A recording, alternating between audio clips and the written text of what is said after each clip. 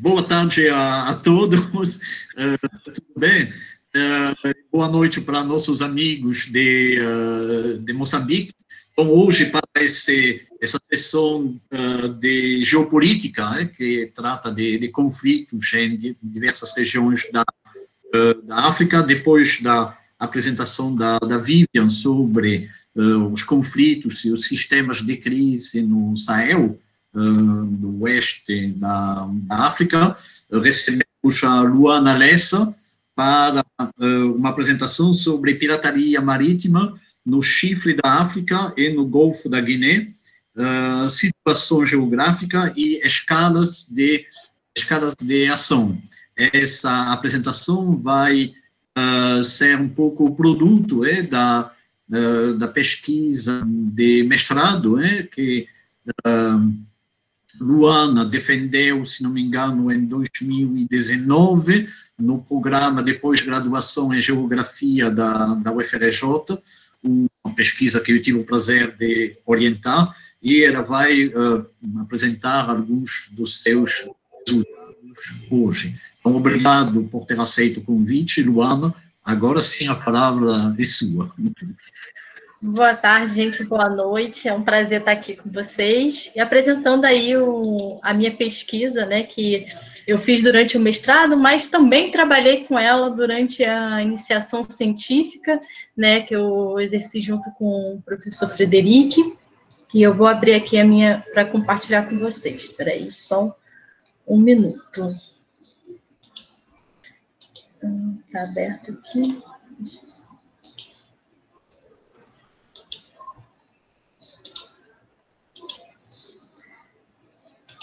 Está aparecendo para vocês? Deixa eu ampliar aqui um pouquinho.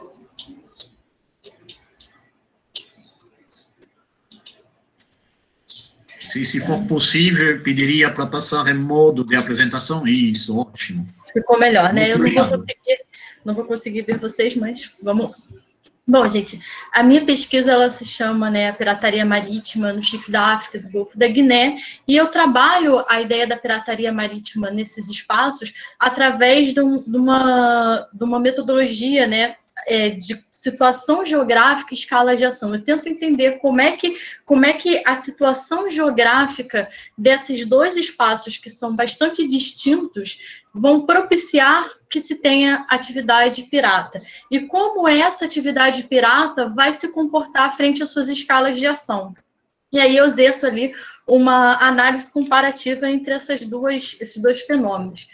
E aí, muito brevemente, eu vou falar para vocês sobre a definição de pirataria marítima, porque nós temos aí a definição usual e institucional de pirataria marítima, que é a das Nações Unidas, que é o artigo 101, onde, basicamente, ele considera a pirataria marítima como qualquer ato ilícito de violência ou tentativa, né, de depredação, de ataque em um navio, uma embarcação ou uma aeronave que esteja em alto mar. E aí, isso é primordial para se classificar uma pirataria marítima, porque ela estaria a par da jurisdição de qualquer estado, porque dentro do mar territorial seria uma jurisdição internacional. E aí nós temos também uma visão, que aí vai uma visão do International Maritime Bureau, que aí essa organização, que é uma organização privada, que é uma organização ligada com os órgãos de comércio, ela já vai entender a pirataria marítima como a tentativa de embarque ou de captura de um navio com a intenção de roubar ou de cometer o crime. Sendo que ela não especifica para a gente que ela é em alto mar ou em mar territorial. Então, ela é muito mais abrangente. Claro que a gente tem toda uma discussão sobre as implicações de adotar essa definição para utilizar no trabalho, porque ela envolve a questão de mar territorial, ela envolve a questão de zona contígua, e só que a gente não pode pensar a pirataria apenas como uma atividade que ocorre em mar aberto. Assim, tem muitos autores que também defendem um pouco essa visão, porque muito do que se ocorre da pirataria marítima, ela é bastante territorial. E aí eu acabei usando essa conceituação mais abrangente para analisar a pirataria marítima no Chifre da África quanto no Golfo da Guiné, porque elas ocorrem em espaços distintos. Eu vou explicar isso para vocês mais à frente. E aí, a pirataria marítima no mundo globalizado. Bom, a pirataria marítima, ela é uma atividade muito antiga, só que ela passou ali, ao longo dos séculos, por períodos de ascensão, de declínio, de modificação geográfica das suas ocorrências, e muito da pirataria atual, a nossa pirataria contemporânea, ela está ligada com a globalização, porque na globalização nós temos um aumento dos fluxos comerciais, e isso faz com que os espaços-chave de circulação marítima se tornem muito mais lucrativos, se tornem novamente espaços de bastante atração. Outro ponto importante é a flexibilização da economia.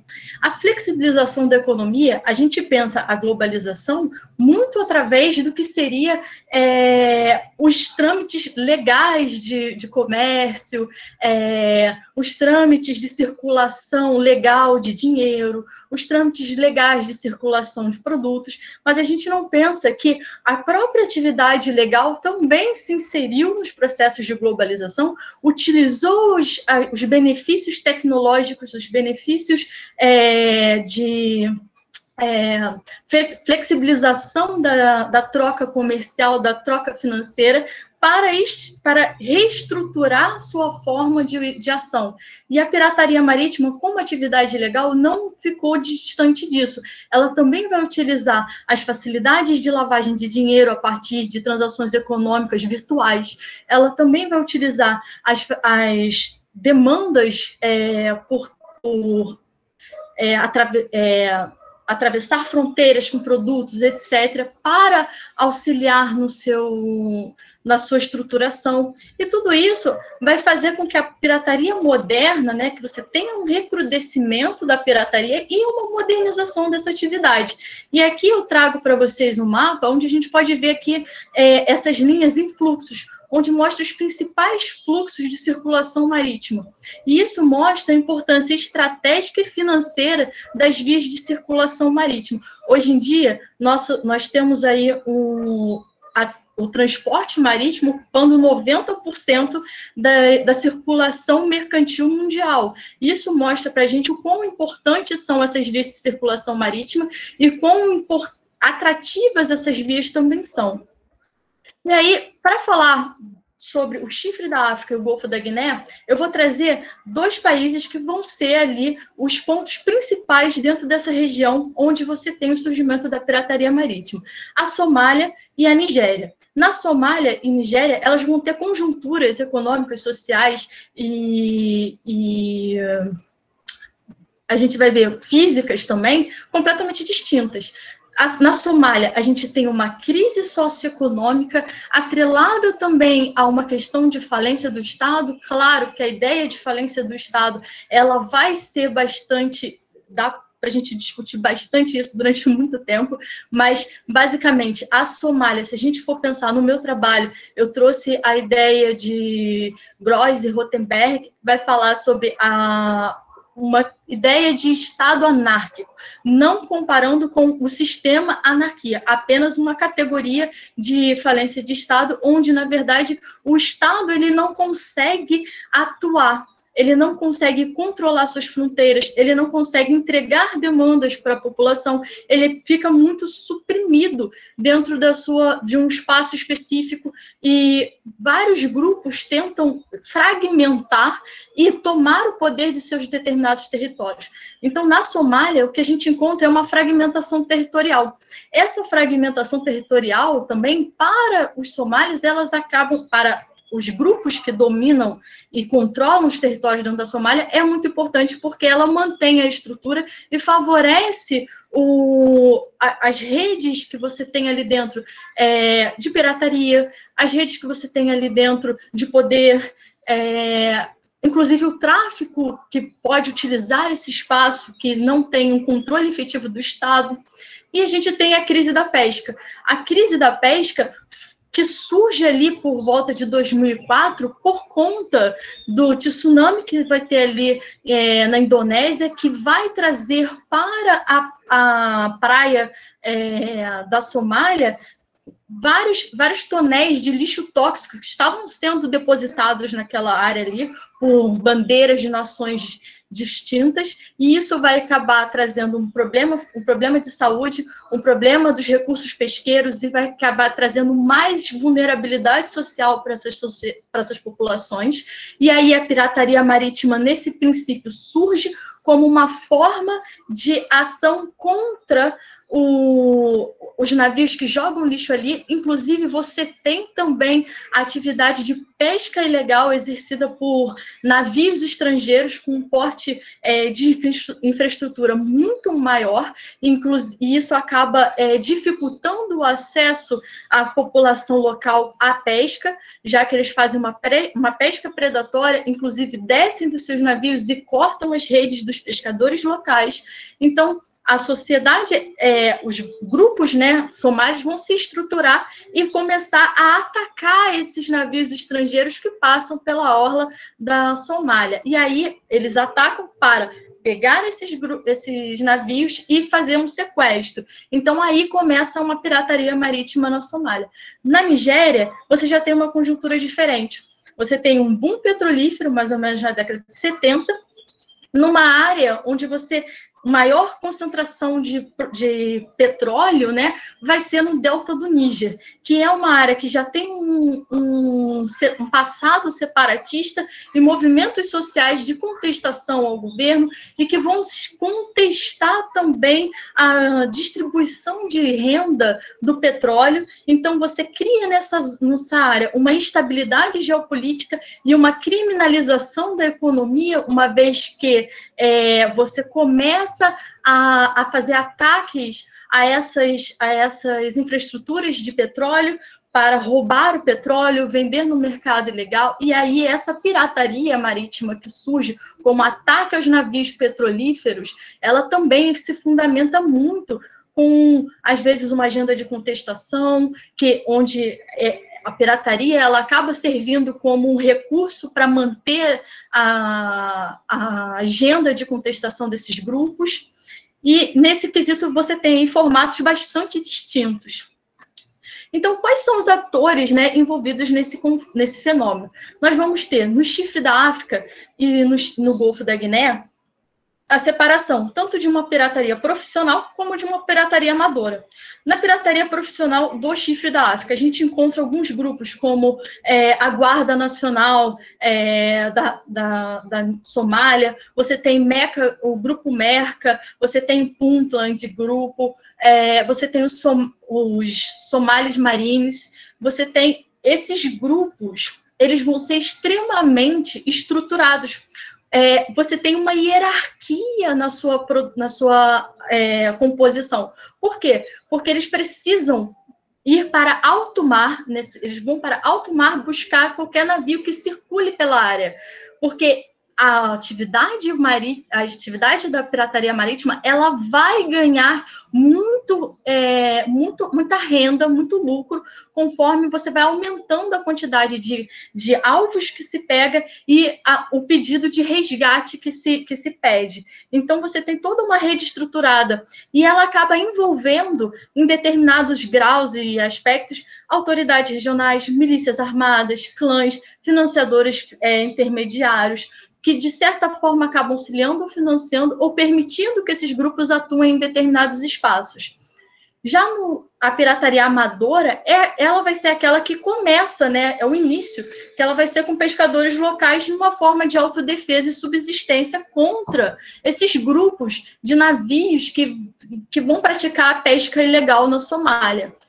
Já no Golfo da Guiné, a pirataria profissional, ela já conta ali com Egbezu, Voz da África, Níger Delta Vigilante, Delta do Níger, Força Voluntária do Povo, Movimento para a Emancipação do Delta do Níger, que é mais conhecido como MEND. São grupos que, muitas vezes, eles interagem entre si, é muito complicado a gente definir apenas alguns grupos que praticam a pirataria marítima ou estão apenas ligados a uma reivindicação dentro do Delta do Níger, uma vez que esses grupos acabam, na verdade, os participantes desses grupos acabam flutuando entre vários grupos a partir do momento que suas agendas de contestação conversam entre si.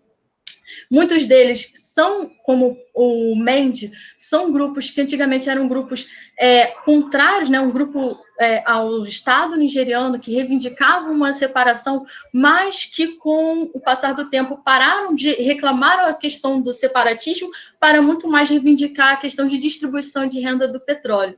Tá? E é claro que eles contam com uma rede de colaboradores corruptos. Ou seja, eu preciso de uma rede de corrupção para favorecer que eu chegue até um navio petrolífero e consiga, de fato, atacar. Já a pirataria amadora, ela vai ser mais ou menos de freelancers. O que eles vão ser? Né? Na verdade, você tem uma diferença fundamental entre pirataria marítima no Chifre da África e no Golfo da Guiné, que é o objetivo da ação. No Chifre da África, você vai capturar, raptar, vai sequestrar um navio, vai manter esse navio na orla da Somália durante muito tempo para pedir resgate. Já o Golfo da Guiné, você só vai roubar a carga do navio. Então, é uma ação muito mais rápida e muito mais violenta também, tá? Bom, e aí a questão de situação geográfica, eu vou trabalhar a situação geográfica a partir de Silveira, né? Que ela vai entender a situação geográfica como um conjunto de forças, onde eu tenho sítio, situação, eventos e objetos geográficos, né? Então, vamos entender mais ou menos como esse conjunto de forças atua no Chifre da África e no Golfo da Guiné, né? Mais especificamente na Somália e Nigéria. E aí, como sítio, eu vou trabalhar com a questão da morfologia litorânea, das condições climáticas e dos recursos naturais, né? Onde a morfologia litorânea ela vai dar vantagens estratégicas, as condições climáticas favorecem, né? São condicionantes que vão favorecer ou não a agricultura de subsistência, e os recursos naturais vão ser catalisadores de conflitos e condicionantes econômicos dentro desses espaços. Para falar sobre a morfologia litorânea, a gente percebe entre o Chifre da África e o Golfo da Guiné uma diferença radical. No Chifre da África, nós temos uma abertura marítima muito grande, um grau de abertura marítima muito grande. A gente tem a questão do Golfo, a gente tem um estreito de Bab el-Mandeb, a gente tem o Mar Vermelho, ou seja, um espaço onde eu tenho abertura marítima para alcançar navios a longas distâncias, assim como os navios que passam aqui, e passam mais ou menos 60 navios mercantis por dia nessa área aqui, sem contar os navios de turismo. Então, você tem aqui uma área que é bastante movimentada e, por ser uma área onde eu tenho um estreito chamado, por exemplo, de ponto de estrangulamento, choke points, você tem que diminuir a velocidade do navio para passar. E se você diminui a velocidade do navio para passar nessa área, você acaba estando muito mais vulnerável a um ataque. Já além do mais, pela questão de você ter um estado falido, pela questão de você ter essa grande abertura esse grande litoral da Somália, você consegue trazer um navio e ancorar ele ali nos antigos portos da Somália e fazer com que ele fique ali durante muito tempo esperando um retorno, né, de um resgate. Já no Golfo da Guiné, você tem aí a composição de um delta, né, com rios meândricos que vão favorecer um ataque surpresa, que vão favorecer com que os navios, as embarcações piratas consigam escapar, se esconder dentro dessa área, e além do mais, nesse litoral onde você vai ter ali uma quantidade de navios petrolíferos que tem que ficar ali esperando determinado tempo para poder desembarcar, para poder passar de volta para você. Então, esse tempo de demora dos navios nessas áreas fazem com que, dependendo das relações de corrupção com os agentes de segurança, você consiga atacar ali e se esconder e ir embora muito rapidamente. A questão física, né? A gente vai ter na Somália uma configuração bastante desértica, bastante árida, enquanto na Nigéria a gente tem basicamente um clima tropical com uma abundância, né? Uma diversidade de biomas, o que mostra para a gente que as condições de subsistência como a agricultura são muito mais facilitadas na Nigéria, por exemplo, do que na Somália. A questão hídrica, por exemplo, na Somália você só tem, a maioria dos rios são temporários, você só vai ter 2 rios perenes, que vão ser justamente nessa área desses 2 rios, onde você consegue ter uma agricultura um pouco mais estabelecida. Já na Nigéria, você já tem uma quantidade abundante de rios da bacia do Níger, tá? Que favorece com que o delta do Níger consiga ter bastante atividade agrícola e também uma atividade de pesca. Já os recursos naturais, né? A Nigéria, ela vai ter muito mais recursos naturais do que a Somália, principalmente quando a gente fala de petróleo, que aí é o maior recurso natural, vai ser o maior atividade econômica da Nigéria, em contrapartida com a Somália, onde você tem poucos recursos, né? E você tem uma grande área ali de pastagem, de um pastoreio nômade, que muitas vezes está ali com uma situação socioeconômica bastante precária, e basicamente a maior população consegue viver da pesca. A população que está no litoral, ela acaba vivendo bastante da pesca, né? E por isso a crise da pesca vai bater tão fortemente nessas populações litorâneas. E aí eu tenho 2 aspectos, né, que é os passos-chave para a circulação marítima e os eixos secundários.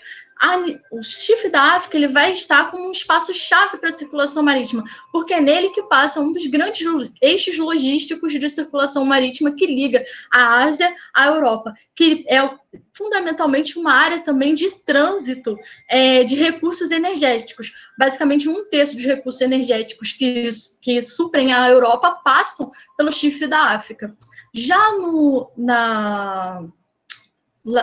Golfo da Guiné, a gente considera como um espaço marítimo secundário, onde a gente pode comparar ele como um espaço geopoliticamente conturbado, isso na questão de análise de situação desses espaços, tá?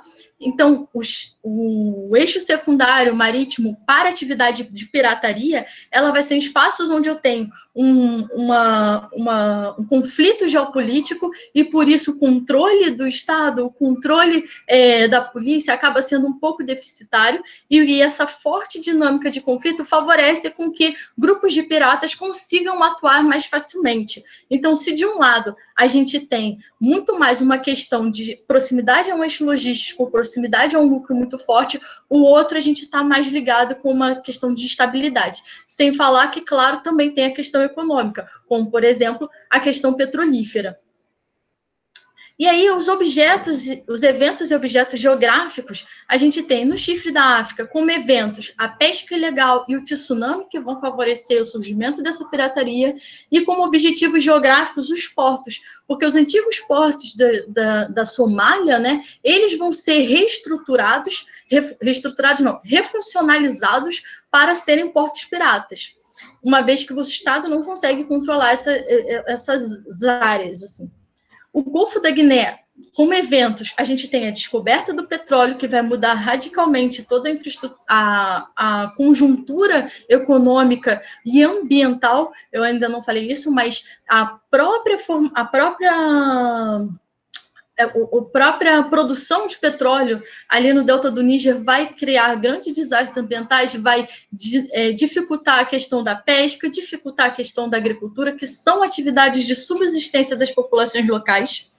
E você tem as manifestações sociais contribuindo, né, para que essa área se torne geopoliticamente mais complicada de lidar.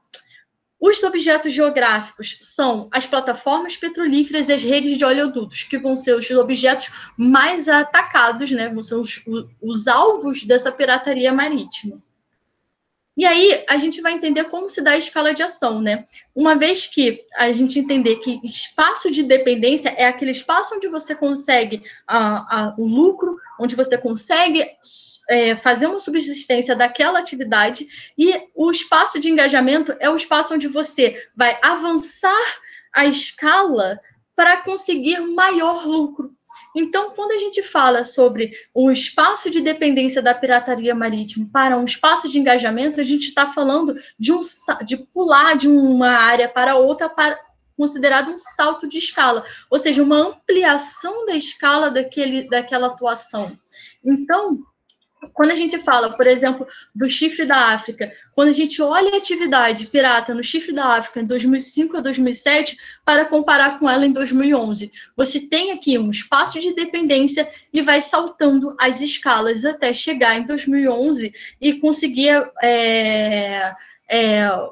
ampliar a sua ação durante boa parte do Oceano Índico. Já no Golfo da Guiné, essa escala de ação ela é muito mais in loco, porque ela vai atuar entre os espaços de mar marítimo, entre os países de entorno onde você tem articulação e produção de petróleo. Então, você cria ali uma área, né? Claro, você salta a escala, mas não tanto quanto observando no Chifre da África, porque o tipo de objetivo é diferente. Um vai buscar qualquer navio em trânsito, então quanto mais longe eu for, mais oportunidades de navios circulando eu vou encontrar, ou seja, mais alvos eu encontro. Aqui os meus alvos já estão pré-estabelecidos em uma determinada área, e eu não preciso avançar tanto quanto no Chifre da África. E aqui eu trouxe uma evolução do quantitativo de ataques, onde a gente pode perceber que de 2004, onde você tem ali o tsunami, você tem ali a questão da pesca ilegal, o Chifre da África vai despontar até 2011, quando você tem um processo de repressão muito forte, uma projeção midiática muito grande. Então, nesse momento, você cai a quantidade de ataques, mas, novamente, ela volta ali em determinados momentos, conforme você vai mudando a sua forma de controle, diminui o controle, etc.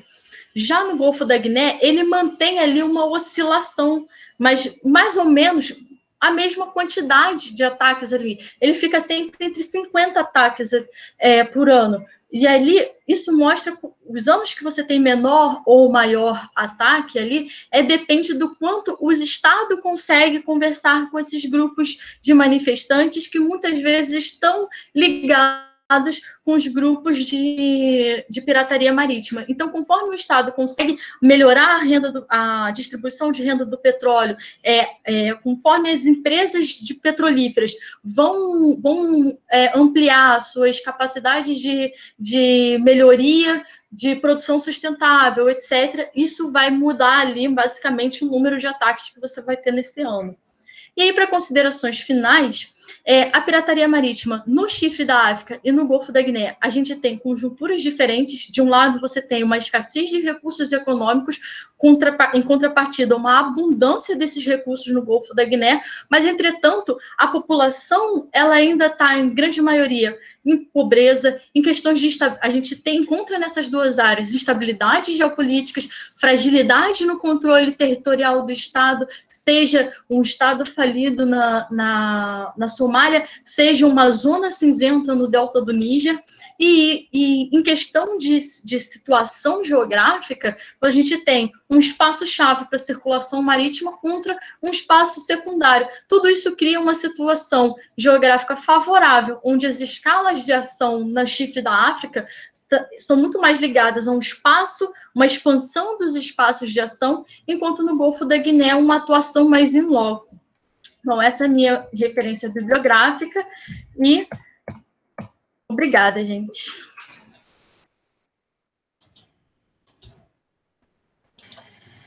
Muito obrigado a você, Luana, pela apresentação, é muito instigante, assim como a apresentação anterior da Vivian.